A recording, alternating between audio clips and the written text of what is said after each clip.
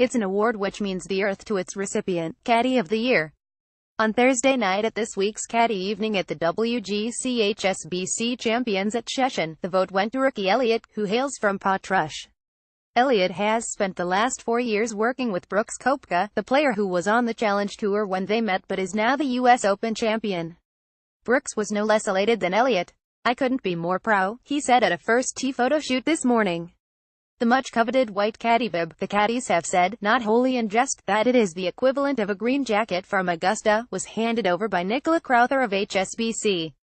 That little ceremony over Koepka boomed a massive drive down the fairway before starting birdie to move to 10 under par. At that point, he was 1 ahead of Kieran Barnrat and 3 clear of Justin Rose. Dustin Johnson and Matt Kuchar were among a cluster 1 further back. Koepka and Elliott joined forces shortly after the 2013 Open at Muirfield, where Koepka was playing in his first ever major. His manager, Blake Smith, who had been given the names of several likely caddy candidates, interviewed Elliott and had a hunch, from the start, that he and Koepka would hit it off. Which is precisely what happened. Away from the player-caddy relationship, the two are the best of friends and take holidays together. On Thursday night, Elliott said that he was overwhelmed by his award.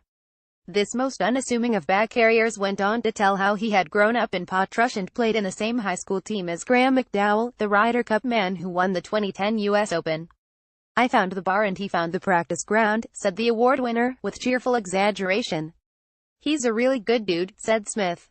This morning, Smith had paused by a clubhouse TV where they just happened to be showing Koepka and his team sharing hugs at the end of their US Open triumph in Wisconsin.